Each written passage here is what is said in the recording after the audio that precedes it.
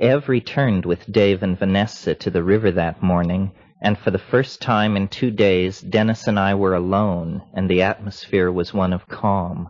I busied myself sorting through and arranging the equipment. Our campsite was again spick and span. Dennis was alternately calm or into long harangues on a supracosmic scale a la the Star Maker of Olaf Stapleton. He imitated, personified, described, and otherwise invoked immense Gnostic and Manichaean entities that were struggling on a cosmic scale, but not without humor, occasionally moaning out that he felt like an old man dying. Then he would collapse with laughter at this cleverness. I sat in my hammock and verbally participated as much as I could in all of this, though it was clear that Dennis had no difficulty in maintaining a conversation on his own.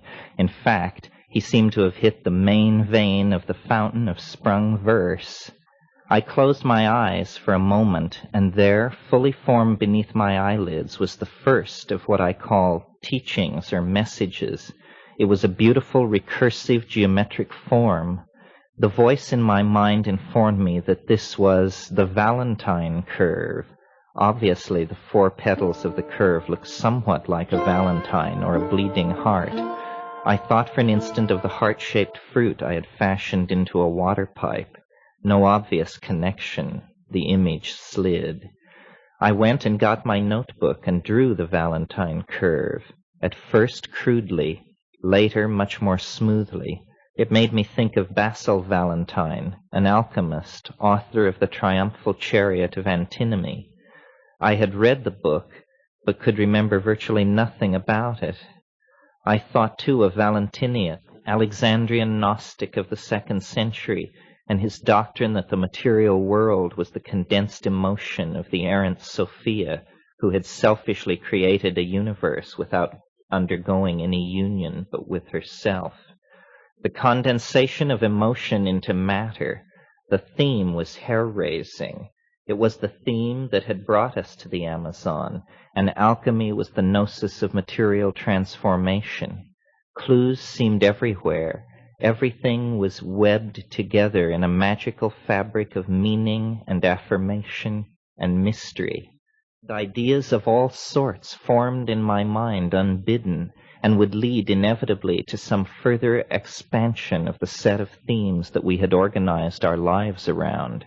The first day, the voice inside my head suggested that I set out the record I had kept for several years of my I Ching throws, it having been for several years my habit to throw the I Ching at each new and full moon, and to record the throws on a slip of paper which I kept inside the back cover of my copy. At the prompting of the inner voice, I went through this record of throws, looking for an instance when I had thrown the first hexagram. Finding that, I returned to the beginning of the list, looking now for a record of the second hexagram being thrown, and so on. My list of throws covered 3 years and contained about 80 throws and their changes. After about a half hour of this exercise, I had determined that according to my record, I had thrown all of the 64 hexagrams in the 3 years leading up to that moment. This mildly interesting unlikelihood was very significant seeming to me. It proved that I had a kind of secret identity that I was in the process of uncovering. It proved that I was somehow a reflection of the microcosm and had been chosen somehow to be in the situation in which I found myself. I was extremely agitated at this personal verification of the ordered pattern whose design I was discovering everywhere in my life. I composed myself, and then, at the strong prompting of the inner wave of understanding, I quietly burned the record of my I Ching throws. It was a very uncharacteristic thing for me to do.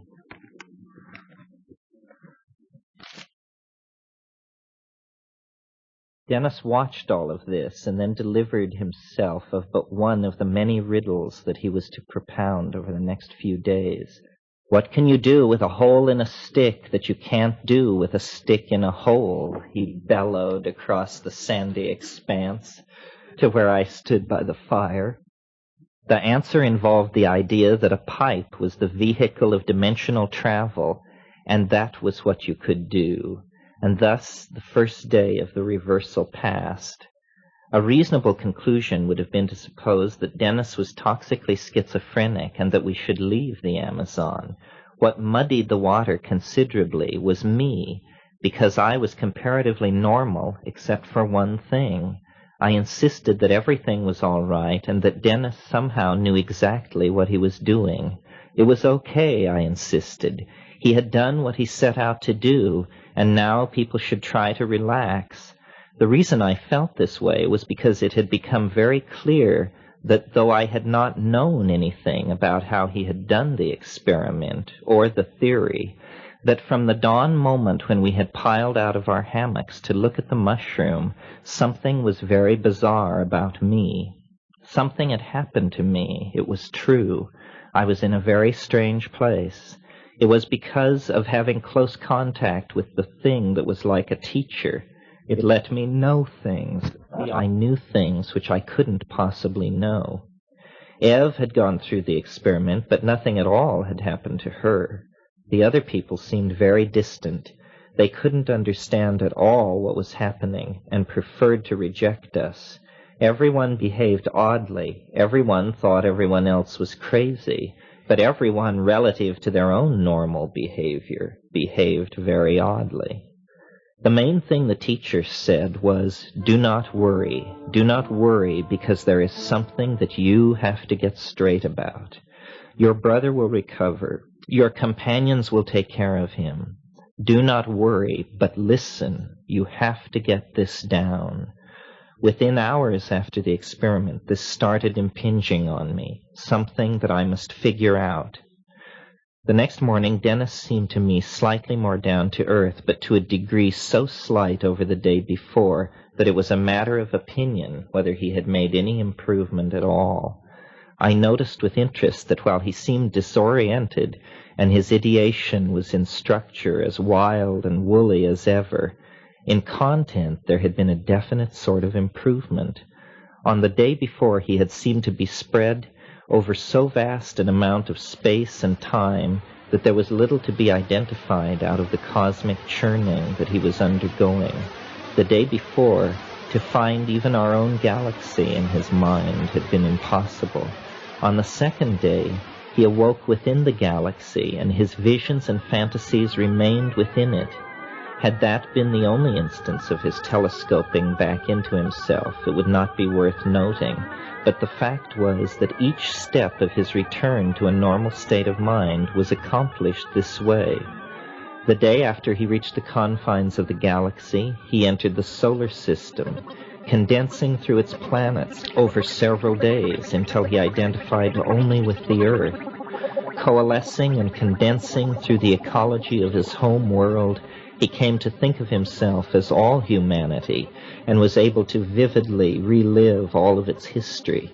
Later still, he became the embodiment of all the members of our vast and peculiar Irish family.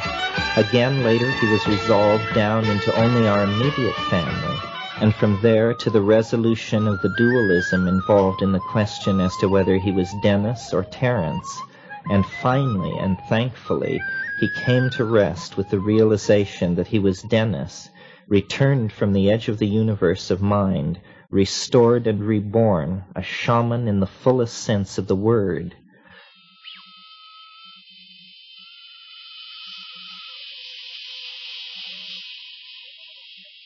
But that recovery was 20 days into the future from the morning of the 7th of March, when we walked to the pasture, just as we had on the morning after the experiment. We walked to the top of a small rise on which grew a young tree. Ama, the Witoto word for brother, had become one of the many new nicknames that Dennis had created for me. Now, as we walked along, we kept our eyes open for mushrooms, as had become our habit, even though all thought of eating mushrooms was now behind us. Dennis strode ahead of me and made his way to this tree. Bending down and parting the grasses at the base of the tree, he pointed to the letters A-M-A carved in the bark. It was carving at least several years old. The incident was confusing. How had Dennis known the carving was there, and what did it mean anyway? He answered my questions by sweeping his hand toward the dawn horizon and announcing that this was the planet Venus, or the archetypal world of Venus. I had no idea which. These assertions that flew completely in the face of reason were very hard to take, and would enkindle in me brief stabs of despair for his state of mind, though most of the time I was able to convince myself that he was improving and returning from the unseen world so vivid to him that he could see nothing else. The idea of the recreation of the scattered self as an alchemical act with immense personal and historical significance was the tack that I used in trying to direct the developing fantasy of my brother. Each morning for several days after the 5th of March, we would walk to the pasture, and I would demand of him the stone. Neither of us perceived these goings-on through anything like the light of normal consciousness. The world seemed filled with a near-bending wonder and power that assured me that all things were possible, and that the course of things in the light of this were moving in the right direction. Be amazed at nothing. You are to receive the kingship of the Father. I watched my own understanding of the connections between what we were doing and classical alchemy move by vast intuitive leaps to implicate Gerhard Dorn, Robert Flood, and Count Michael Meyer. The 36th emblem of Meyer's Atalanta Fugiens is a wonderful visual pun that connects the cube of Stropharia cubensis with the UFO, the hyperobject seen in the sky. It was an image that was constantly before me through those times. John Dee, with his scrying stone and the hieroglyphic monad, is mixed up in the same set of images. Why? Did this circle get deeper into the mystery than did their contemporaries and competition? Nicholas Flamel and his wife, their legendary love affair and their unknown end. Mutus Liber, a couple working at a furnace. It almost looks as though they are drying mushrooms. Just how sophisticated did alchemy become before Enlightenment science scattered the adepts and rendered their control language inoperable? So that in the pasture each foggy morning, when I demanded of Dennis that he give me the philosopher's stone, it was both pressure upon him to reformulate his consciousness into a unity, and a thing which served as the focus for the transference potential that was so intense as to again and again threaten to engulf us. Not sleeping, being awake constantly, I was in the world of the developing situation at La Chorrera, but also in another world into which my brother had become psychotopologically enmeshed, a world of a dimensional vortex beyond which seemed to be eternity, the land of the dead, all human history, and the UFOs.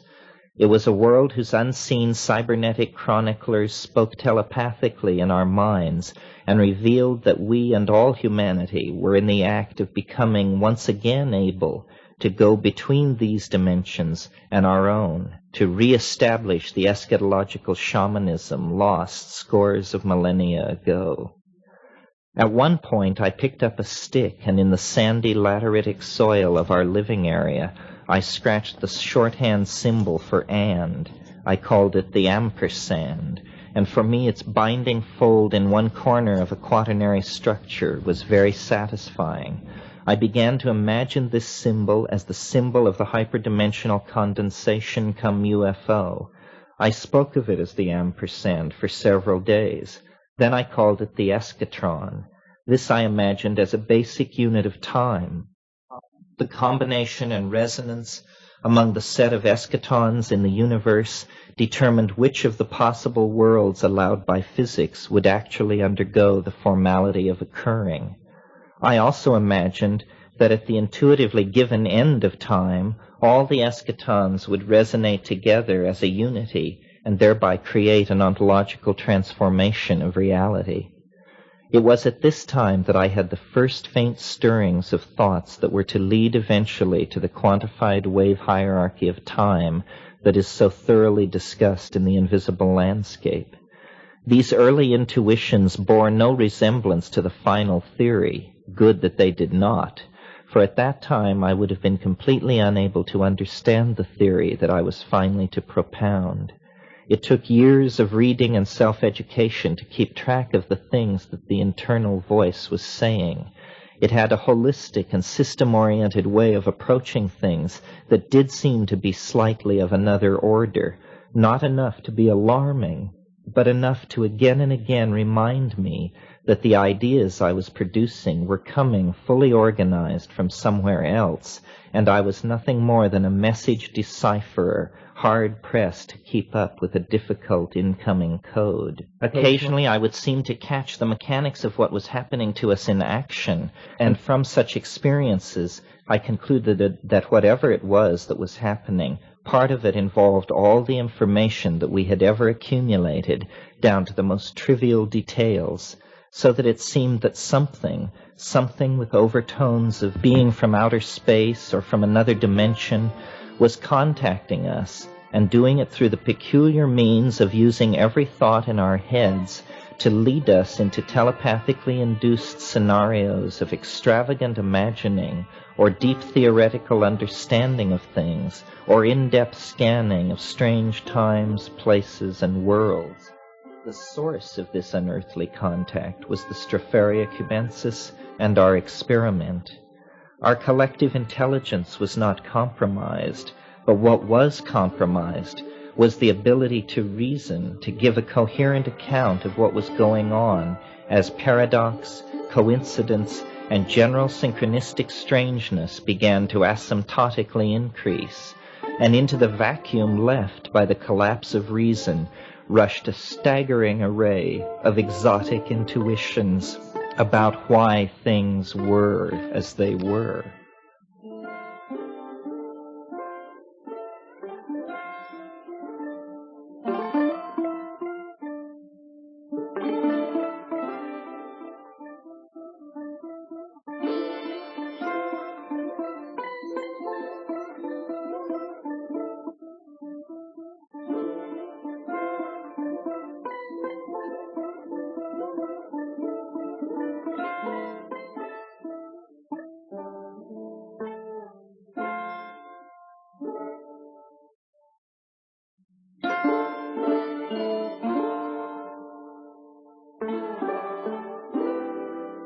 On the morning of the third day following the experiment, shortly after breakfast, Dennis announced a new teaching. This was that one could see any point in time by closing one's eyes, visualizing an 8, turning it on its side so as to approximate the sign for infinity, then mentally sliding the two closed rings over each other to form a circle, then shrinking the circle to a dot and thinking the word please and the target point in space-time.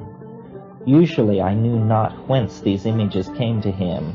However, this time I was amazed, for I recalled with perfect clarity that 6 weeks before, shortly before I left Vancouver, British Columbia, where I was then living, I had gone to a dentist as part of the standard pre-travel tune-up. While in the waiting room, I had read a several-months-old journal of some Canadian Education Association. In that journal, which I had not discussed with anyone, was an article, very short, about teaching machines and very young children.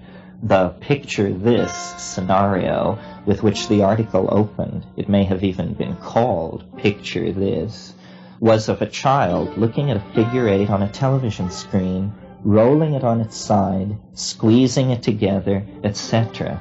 It was a bit of media flotsam that my brother, or something working through my brother, was able to lift right out of my mind weeks after I had forgotten it, something able to refashion and use the image in whatever absurd way that it wished.